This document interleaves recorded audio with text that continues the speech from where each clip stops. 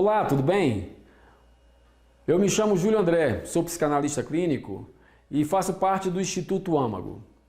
E nesse dia de hoje nós vamos tratar de um assunto de suma importância dentro da construção, dentro do entendimento psicanalítico nos dias de hoje, que é o conceito da técnica transferencial e contratransferencial.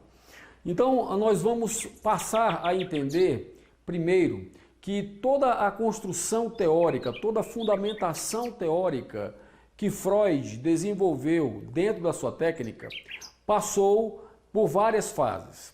Ele desenvolveu a sua estrutura básica da personalidade com base nos conceitos transferenciais, contratransferenciais, nas fantasias inconscientes e na relação do paciente com o analista dentro do set analítico. Mas toda essa construção, toda a montagem dessa fala, desse conteúdo psicanalítico, aconteceu por períodos. No ano de 1890, Freud começou a perceber e a demonstrar a sua particular preocupação com os fenômenos transferenciais no que pesava sobre a questão do poder da palavra. Ele já estava estabelecendo nessa década as bases do método psicanalítico.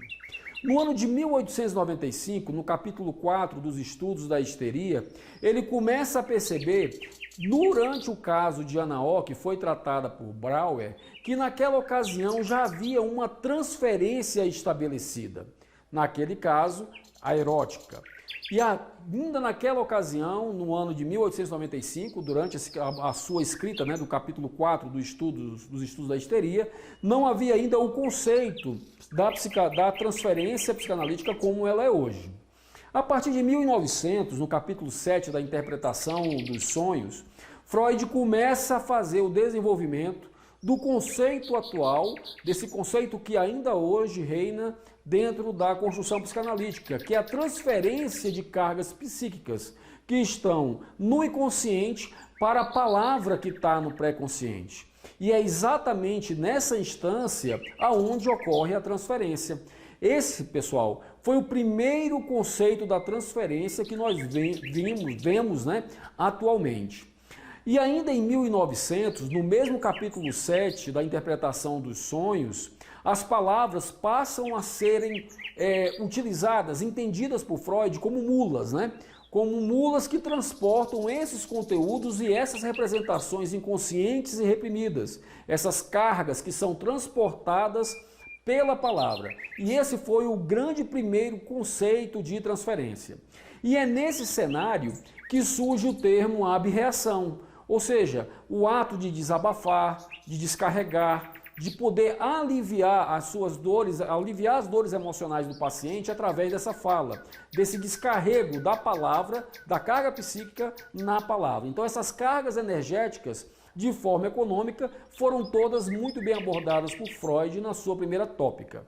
Então essas palavras reprimidas, carregadas dessas representações inconscientes, uma vez entendidas e analisadas pelo analista dentro do paraanalítico, poderiam ser levadas no transcurso inverso.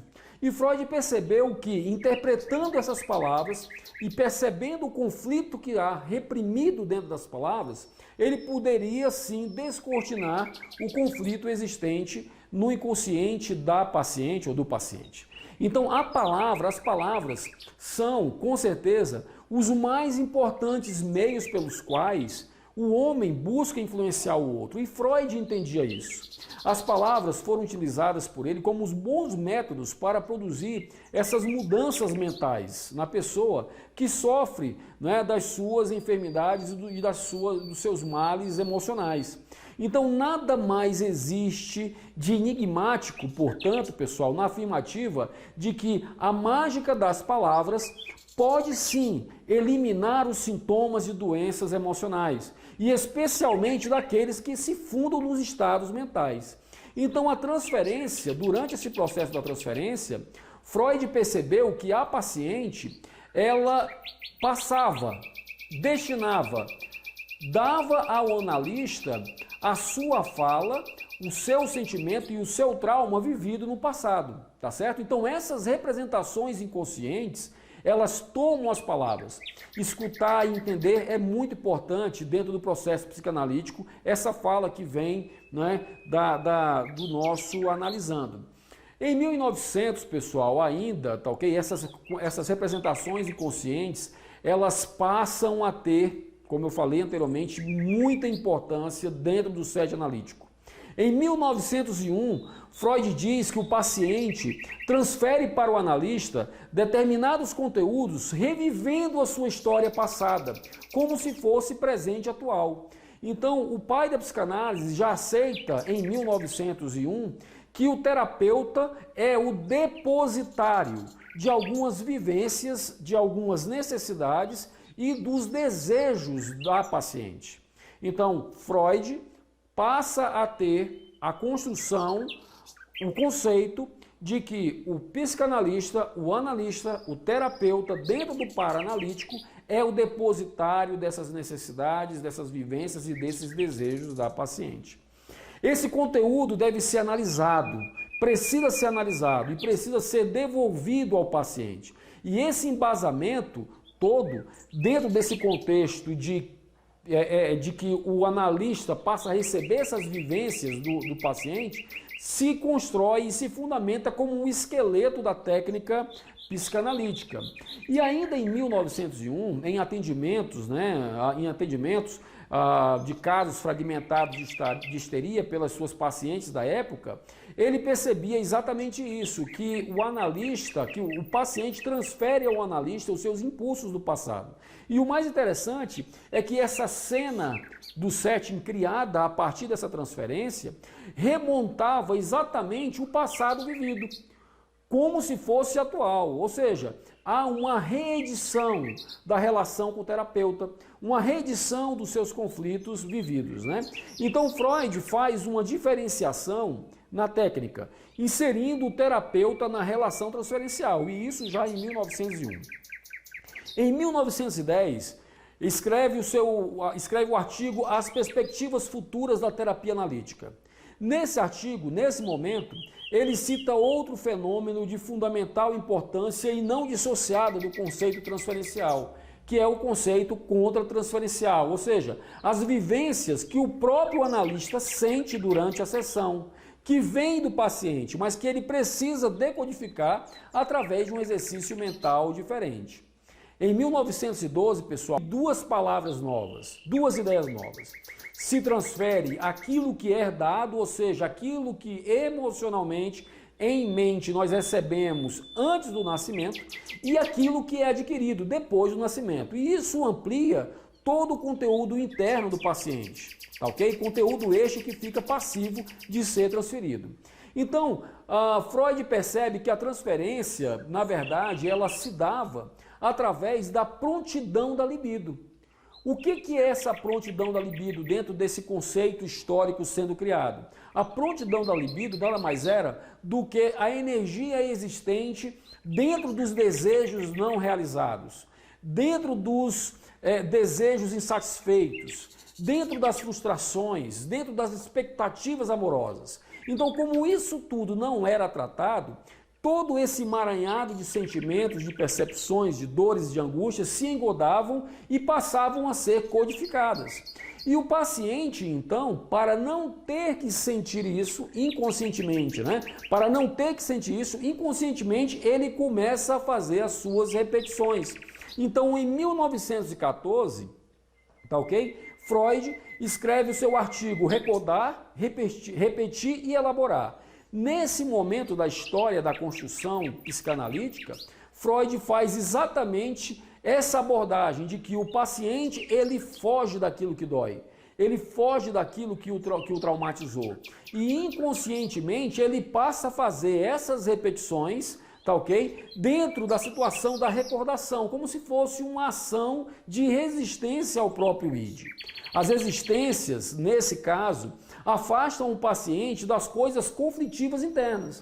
Então, o analista, como depositário, passa a receber toda a cena do trauma vivida pela paciente com o seu algoz, com o autor desse trauma que a acometeu no passado. E o analista passa a receber esse papel do envolto nessa cena analítica. E em 1915, no texto de Freud intitulado Observações sobre o Amor Transferencial, há exatamente um questionamento a respeito da atitude que o analista deve ter quando uma paciente, por exemplo, se apaixona por ele. Tá? Então, observem que há uma relação muito estreita na construção que Freud faz nessa relação terapêutica entre o analisando e o analista, nesse processo de transferência para o analista desta cena vivida no passado. Em 1920, pessoal, dentro da história da psicanálise, houve também a escrita de um outro artigo, intitulado Além do Princípio do Prazer. Então, nesse artigo, datado de 1920, Freud retrata o ser humano repetindo tanto coisas boas como coisas ruins, tanto o herdado quanto o adquirido. Em 1948, a gente já tem o surgimento do uso da técnica com a contratransferência. Percebam que Hacker, na Argentina, ele estudou esse fenômeno a fundo e passou a dar técnica a isso. Esse conteúdo ele vem todo do mundo interior do paciente e foi desenvolvido todo esse tema a partir exatamente das falas e complicações existentes, tá, ok? No conteúdo reprimido do paciente dentro do set analítico. A contratransferência, pessoal, ela pode prejudicar o paciente devido a algum ponto cego da análise feita pelo terapeuta. Então, Freud observou o fenômeno e deu uso técnico. Ele listou as ferramentas de acesso a esse inconsciente reprimido. Aonde estão os conflitos da transferência, aonde estão a palavra e aonde estão os sonhos, tá certo? Mas afinal, né, o que é a transferência? A transferência, ela, depois de nós termos passado rapidamente esse link, né, essa linha de construção da história da psicanálise com relação a esse conceito de transferência, vamos abordar agora um pouco mais da questão do que significa de fato a transferência. O que é a transferência? Então a transferência ela é um fenômeno psicanalítico, né, de transferência todos os conteúdos reprimidos inconscientes. Então ela deu os seus primeiros passos naquele que é considerado o caso inaugural da psicanálise, a saber, o caso de Anna Orr. Cabe aqui ressaltar que Anna Orr não foi a primeira paciente de Freud, tratada na íntegra por Freud desde o seu início, já que Anna Orr era uma paciente de Brauer. Então a sua formulação, ela atravessou toda a obra freudiana junto com outros conceitos importantes. A transferência é um fenômeno, pessoal, universal nas relações humanas. E a gente pode dizer sim que a transferência é uma reedição de conteúdos edípicos deslocados para a figura do analista. Eu vou repetir, a transferência é uma reedição, um fenômeno psicanalítico, aonde se percebe uma reedição desses conteúdos edípicos deslocados para a figura do analista. Mas o que se transfere, Júlio? O que é transferido do paciente para o analista? Então, todos os sentimentos intensos, afetos, relações com os objetos primários, identificações que estão na história do sujeito são transferidos para o analista. Na cena analítica, pessoal, essa repetição ela se cumpre com uma função dupla. Ao mesmo tempo que ela permite a ocorrência do tratamento, ela serve como resistência a este. Então, depois de um certo tempo de trabalho, observando essa duplicidade funcional da transferência, tanto como mola propulsora do atendimento, da psicanálise, como uma forma de resistência, depois de um certo tempo percebendo essa dinâmica com os pacientes, Freud percebeu que começava a haver uma mudança no comportamento desses pacientes em relação ao seu médico, em relação aos seus terapeutas, né? Então, o que era plotado, o que era observado por Freud? Ele observou que a paciente passava a se interessar pelo médico. Inclusive, no caso da própria Anna Orr com Brauer, esta veio a se apaixonar por esse médico, né? E isso já aí é um caso clássico dentro da psicanálise. Então, em linhas gerais, a gente percebia que o tratamento dentro dessa questão da relação amistosa, de cooperação, do paranalítico, dava espaço muitas vezes para impulsos transferenciais, tá ok? Nas suas mais diferentes modalidades. Então, a maneira pela qual essa transferência de afetos e de sentimentos acontecia, dependendo de como ela acontecia, ela poderia ser uma transferência positiva, as duas principais, né? Ou negativa. A transferência positiva é aquela que se apresenta mais sob a condição de exigência de atenção, um reconhecimento, as suas formas mais moderadas de relação e de bom convívio com o analista, tá ok? Muitas das vezes, essa condição toda da transferência mostra o próprio desejo do paciente de ser recebido por aquele que um dia o negou.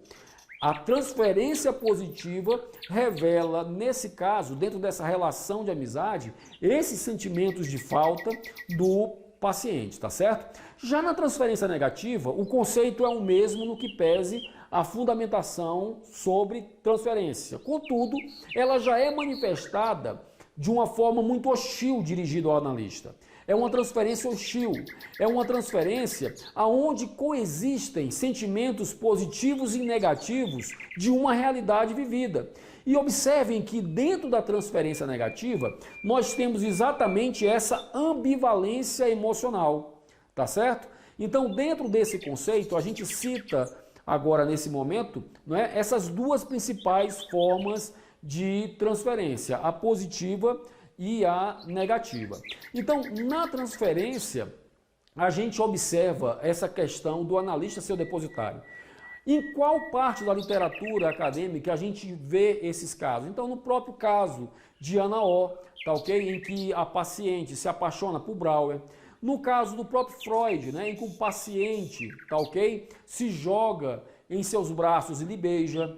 No caso do Homem dos Ratos, né, em que Freud passa por um militar do exército de alta patente, tá ok? E a filha do Freud lhe sendo reconhecida. Então, o terapeuta, nos mais diversos casos, ele é colocado em um lugar que não lhe pertence. Essa é a grande ideia da transferência. O terapeuta é colocado pelo paciente em um lugar que não lhe pertence. Então, essa transferência, nessa colocação, nessa movimentação de atos passados revividos, ela pode acontecer de várias maneiras, como nós falamos, né? Da positiva e da negativa, mas ela pode ser feita de forma essa, enfim, depende muito de como vai acontecer esse atendimento, essa dinâmica no paranalítico. Então, Freud, pessoal, seguindo nessa ideia, nessa linha de raciocínio, ele definia a transferência assim como esse deslocamento para a pessoa do analista, né? Desses sentimentos, tá? Então, o mais importante é a gente ter essa ideia de que nessa transferência de sentimentos há a reprodução de experiências anteriores. E daí nós temos, nesse momento, um dos grandes diferenciais da psicanálise como método terapêutico. Porque através da transferência, um dos pilares da psicanálise, o analista pode entrar na cena do trauma. Ele entra na cena do trauma, ele revive com a paciente esse passado adoecido, esse inconsciente adoecido. Então, nesse momento, desse caso da repetição desses protótipos infantis, não é? Que são vividos como se fossem atuais, jogam paciente e analista exatamente na cena que ocorrera e que viera a acometer a paciente com os seus males. Então, essa transferência, né, esse conteúdo transferencial, toda essa maneira, né, de passar o analista esses sentimentos, expressam e caracterizam a relação estabelecida dentro do processo psicanalítico.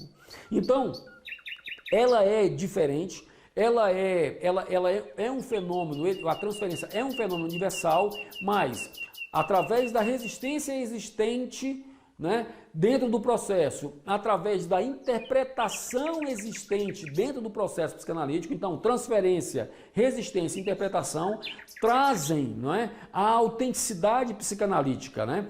como uma das melhores ou uma diferenciada modalidade psicoterápica, tá ok? Então, vivenciar tudo isso, ter a condição de vivenciar tudo isso, permite que o paranalítico, que o analista, né, que o paranalítico conduza o tratamento para o grande foco, um dos grandes focos da terapia, que é a integração, pessoal, do presente com o passado, a integração do imaginário com o real e a integração do inconsciente com o consciente. Então, todo o processo terapêutico, todo o processo psicanalítico estabelecido nos atendimentos, tem como objetivo fazer essa integração, essa ressignificação de fragmentos de vida que ficaram para trás, acometidos em recalque por traumas vividos, tá certo? Então, pessoal, a instalação da transferência dentro da situação analítica, sem sombra de dúvidas, é o melhor acesso para o mundo interno do analisando. Freud, em 1917, por um determinado tempo, ele passou e amadureceu o conceito da transferência como uma mola propulsora do trabalho psicanalítico. Uma vez que o paciente, né, dentro do set analítico, ia à procura de uma solução para os seus conflitos. Então, durante esse tempo favorável da análise, esse tempo em que o paciente está sedento pelas suas soluções, dos seus senões, dos seus adoecimentos psíquicos, nós temos a fase transferencial da mola propulsora, aquela que favorece, não é, a condição da cura psicanalítica. Em contrapartida, com o passar do tempo, após esse tempo favorável, alguns obstáculos vão se estabelecendo e surge uma forte resistência. Então é muito natural que durante o processo psicanalítico transferencial e contratransferencial, é muito natural que o investimento libidinal de uma pessoa que se encontra em parte insatisfeita, mantida em um estado de alerta na esperança da solução dos seus problemas, também se volte para o psicanalista com essa demanda de cura. Então essa transferência toda, ela é formada por essas expectativas, né, conscientes, bem como pelas próprias expectativas retidas ou inconscientes do paciente. A contratransferência, ela segue nessa mesma linha de raciocínio. Trata-se também de um fenômeno analítico que deve ser entendido como indissociável da transferência. Nos primeiros tempos da psicanálise, pessoal, a contratransferência ela não mereceu o crédito de Freud devido, nem muito menos de Melanie Klein.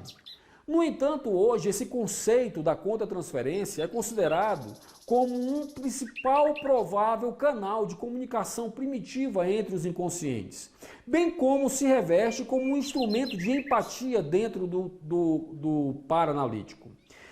Cabe aqui ressaltar que ao analista é dada a relevância, a responsabilidade de discriminar quando o seu sentimento que emerge na reação emocional das sessões é de responsabilidade unicamente sua ou se de fato ele foi, né, inserido pela paciente, se a paciente colocou dentro do seu psiquismo esse sentimento. Então, os sentimentos de contratransferência do analista, o que isso significa de fato? Eles são positivos, eles são negativos para o processo analítico? Como é que isso se explica? Então, esse processo da contratransferência, ele se reveste exatamente de suma importância porque ele revela, tá ok? Esses sentimentos despertados pelo paciente dentro do analista e que fazem efeito nele, tá certo? É um instrumento excepcional de empatia, é uma das melhores formas de entrar no mundo interno do paciente. Contudo, existe o risco, dentro dessa fase reversa, né, da transferência, que é a contratransferência, existe o risco do próprio analista se confundir daquilo que é dele e do que não é dele. O sentimento contratransferencial, ele pode tanto adquirir uma dimensão patogênica, quando a gente percebe que o analista fica perdido e envolvido com a paciente, na situação criada dentro do setting. Ou quando ele pode se constituir também, obviamente, em uma excelente bússola, tá ok? Para poder sincronizar e poder localizar o paciente ou analista dentro de todo o processo. Então existem sim aspectos positivos e existem sim aspectos negativos. É importante a gente frisar que o analista precisa lidar com muita naturalidade com os sentimentos contratransferenciais, tá ok? Como por exemplo o medo, o tédio, né? As suas paralisias, as suas impotências, as suas erotizações, as raivas. Então tudo isso precisa ser lidado com muita naturalidade e obviamente que sem gerar para o analista sentimentos de vergonha ou culpas, porque isso faz parte do processo. Isso precisa ser assumido e refletido por ambos dentro do paranalítico. Em resumo, pessoal, a gente pode dizer que a contratransferência, ela apresenta uma perspectiva tríplice, como um obstáculo, tá ok? Como um instrumento para o analista e como um fator integrante. Como um obstáculo, porque o paciente resiste em falar, resiste em passar ao analista aquela cena que lhe é dolorida, né? Aquela cena do trauma.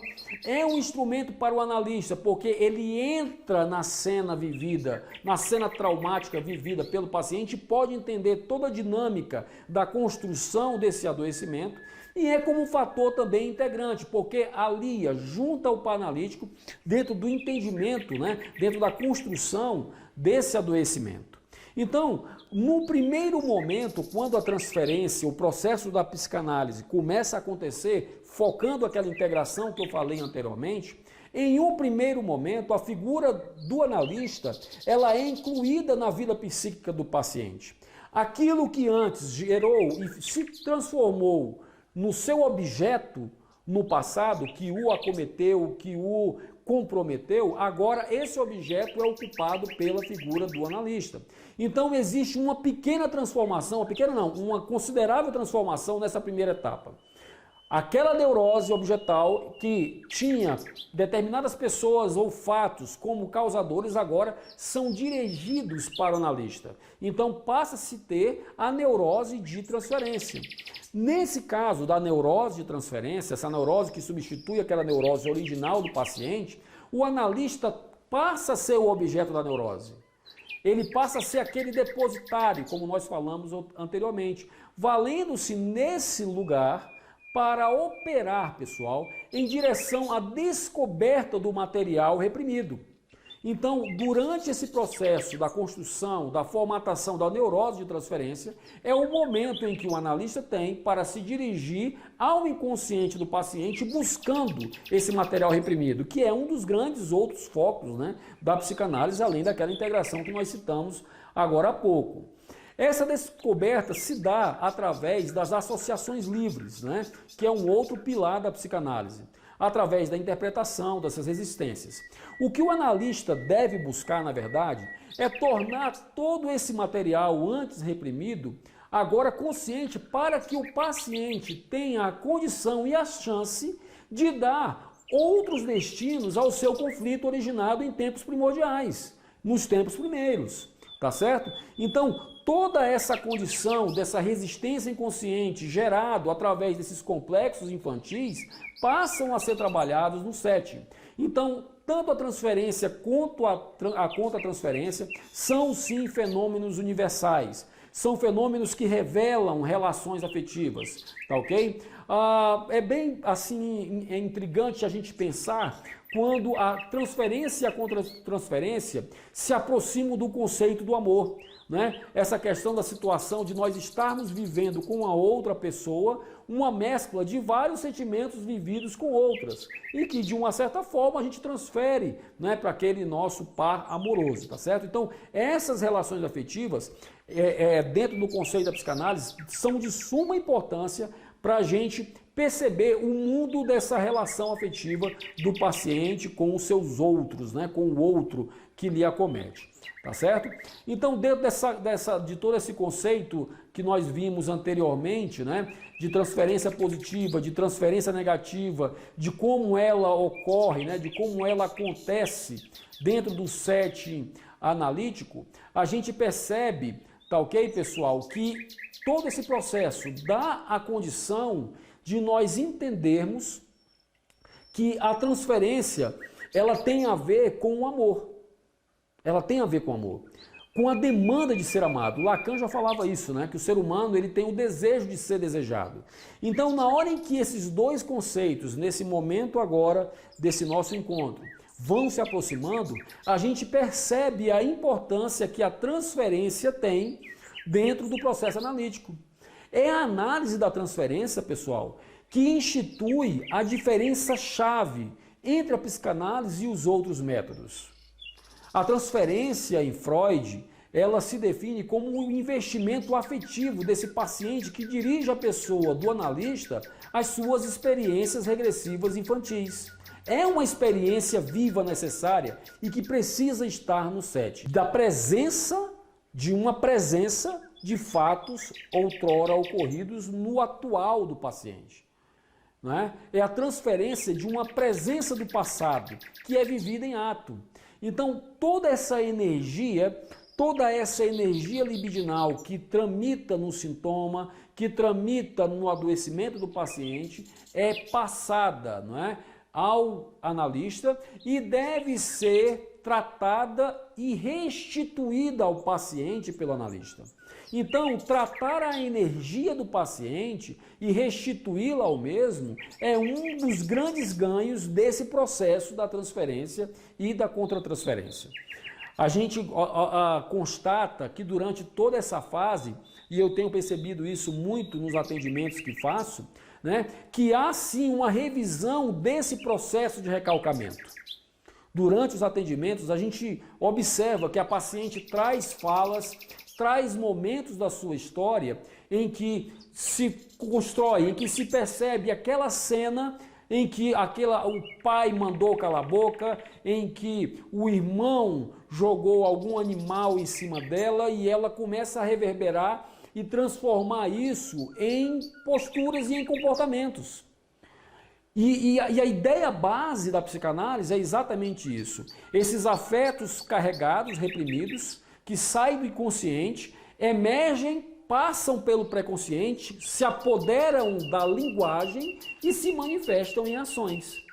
Conteúdo inconsciente, recalcado, no pré-consciente se apodera da linguagem e em consciência se reveste em ação e em comportamento e em postura. Então, a gente não pode confundir todo esse processo com uma simples e mera rememoração, porque não é, tá ok? É fundamental a gente entender que na transferência não deve ser somente esse outro fato, o foco de trazer a paciente à memória o que aconteceu. Não. Na transferência tem que serem observadas, tá ok?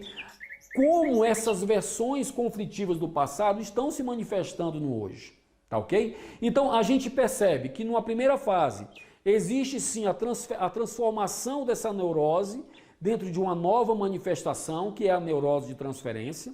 Numa segunda fase, a resolução dessa transferência. Como? Através dessa libido que se livra deste objeto provisório que o analista se prestou a ser. E aí sim, torna-se disponível para novos investimentos. Então, o processo terapêutico psicanalítico da transferência e da contratransferência, ele visa exatamente dar a oportunidade para o analista e para o analisando de pegar essa energia recalcada, essa libido recalcada, essa libido pulsional recalcada, trabalhá-la no set analítico, dando uma nova ressignificação, contando uma nova história sobre esse fragmento de vida e essa energia sendo devolvida ao paciente através da interpretação psicanalítica, para que ele possa dar, sim, os seus novos formatos. Tá certo? Então, é da posição que cada um ocupa no set que tenha uma das grandes importâncias, né, dessa fase do processo terapêutico. tá bom? Então, tem que se entender, o analista tem que entender a importância que ele deve dar a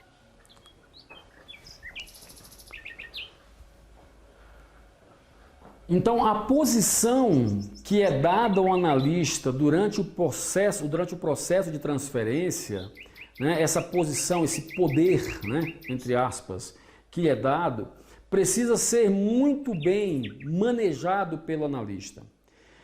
A partir também do estabelecimento da transferência, pessoal, em que o analista vai poder levantar as suas hipóteses diagnósticas, né, que irá orientar todo o manejo clínico. Então, além da importância que o analista tem que dar para essa confiança que o paciente tem na sua pessoa, depositando nele todo o seu adoecimento, né, todos os seus males, os seus acometimentos, é também nesse momento em que o analista vai poder levantar as suas hipóteses diagnósticas, tá?